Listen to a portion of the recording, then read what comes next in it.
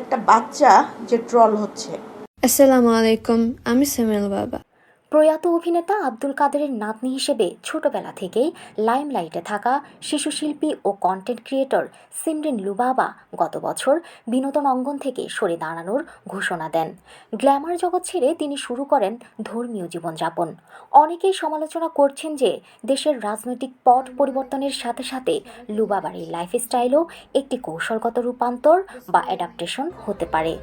আগে যিনি ওয়েস্টার্ন পোশাকে ভাইরাল হতেন, হঠাৎ তার এই ধর্মীয় রূপান্তর এবং ভাগদানের ঘটনা কি জনপ্রিয়তার কোনো নতুন ফর্মুলা? এটি এখন বড় প্রশ্ন। এরই মধ্যে দুটি আত্মা, এক কিবলা। সামাজিক যোগাযোগ মাধ্যমে দেওয়া এমন স্ট্যাটাসকে কেন্দ্র করে আবারও আলোচনায় উঠে এসেছেন তিনি।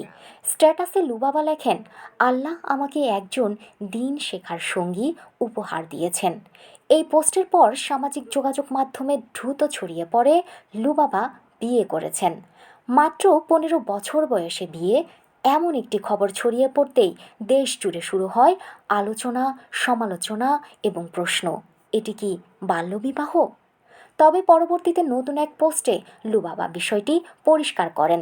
তিনি জানান এটি কোনো বিয়ে নয়, বরং দুই পরিবারের সম্মতিতে ঘরোয়া পরিবেশে তাদের বাগদান সম্পন্ন হয়েছে এবং বাংলাদেশের আইন অনুযায়ী নির্ধারিত বয়স পূর্ণ হওয়ার পরেই বিয়ে সম্পন্ন করা হবে। চলুন এবার দেখে আসি বাংলাদেশের আইন কি বলছে। বাংলাদেশের চাইল্ড ম্যারেজ রেস্ট্রেন্ট অ্যাক্ট বা বাল্যবিবাহ নিরোধ আইন 2017 অনুযায়ী মেয়েদের বিয়ের ন্যূনতম বয়স 18 বছর এবং ছেলেদের জন্য 21 বছর নির্ধারিত। এই বয়সের নিচে বিয়ে হলে তা বাল্যবিবাহ হিসেবে গণ্য হবে এবং এটি একটি দণ্ডনীয় অপরাধ। আইন অনুযায়ী এই অপরাধের সাথে জড়িত পিতামাতা বা অভিভাবক, প্রাপ্তবয়স্ক বর, এমনকি বিয়ে পড়ানো কাজী সবার জন্যই রয়েছে শাস্তির বিধান। সর্বোচ্চ 2 বছরের কারাদণ্ড অথবা 1 লাখ টাকা জরিমানা বা উভয় দণ্ডে দণ্ডিত করার বিধান রয়েছে। এছাড়া বিয়ে সম্পাদনকারী কাজীর কারাদণ্ড ও লাইসেন্স বাতিলেরও বিধান আছে। অর্থাৎ এটি শুধু সামাজিক সমস্যা নয়, বরং সরাসরি একটি ফৌজদারি অপরাধ। তবে একই আইনে বিশেষ পরিস্থিতি উল্লেখ করে একটি ব্যতিক্রমী ধারা রাখা হয়েছে, যেখানে অভিভাবক ও আদালতের অনুমতিক্রমে কম বয়সে বিয়ের সুযোগ রয়েছে। তবে আইন বিশেষজ্ঞদের মতে এটি অত্যন্ত বিরল পরিস্থিতিতে ব্যবহৃত হয় এবং এর জন্য প্রয়োজন দীর্ঘ আইনি প্রক্রিয়া। যখন একজন সোশ্যাল মিডিয়া ইনফ্লুয়েন্সার আইনের ঊর্ধ্বে গিয়ে বিয়ের ঘোষণা দেন, তখন সমাজে বাল্যবিবাহ নর্মালাইজ বা স্বাভাবিক হয়ে যাওয়ার ঝুঁকি তৈরি হয়। 18 বছরের আগে বিয়ে একটি মেয়ের জন্য অকাল মাতৃত্ব ও মানসিক স্বাস্থ্যের জন্য চরম ঝুঁকিপূর্ণ হতে পারে। অপরিণত বয়সে পারিবারিক দায়িত্ব মানসিকভাবে ক্ষতিকর হতে পারে। বিয়ের কারণে মেয়েদের পড়াশোনা বন্ধ হয়ে যাওয়ার ঝুঁকি থাকে।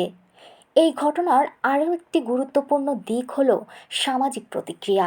বাল্যবিবাহ আইনত দণ্ডনীয় অপরাধ হওয়া সত্ত্বেও অনেক ক্ষেত্রে সামাজিক যোগাযোগ মাধ্যমে এই ঘটনাকে ইতিবাচকভাবে উপস্থাপন বা সমর্থন করতে দেখা গেছে।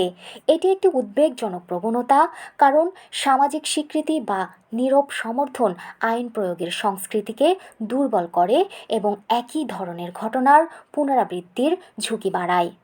সব মিলিয়ে সিমরিন লুবাবাকে ঘিরে এই আলোচনা একটি বৃহত্তর বাস্তবতা সামনে এনেছে। বাংলাদেশে বাল্যবিবাহ প্রতিরোধে আইন থাকলেও তার প্রয়োগ, সামাজিক দৃষ্টিভঙ্গি এবং সচেতনতার মধ্যে এখনও স্পষ্ট ব্যবধান রয়েছে। এই ব্যবধান দূর না হলে আইন কেবল কাগজেই সীমাবদ্ধ থাকবে এবং এই ঘটনাটি আবারও মনে করিয়ে দেয়, বাল্যবিবাহ শুধু ব্যক্তিগত বিষয় নয়, এটি একটি সামাজিক, আইনি এবং মানবিক ইস্যু। আপনার কি মনে হয়, 15 বছর বয়সে বিয়ে বা বাগদানের মতো সিদ্ধান্তকে আপনি কিভাবে দেখেন? কমেন্টে জানান আপনার মতামত।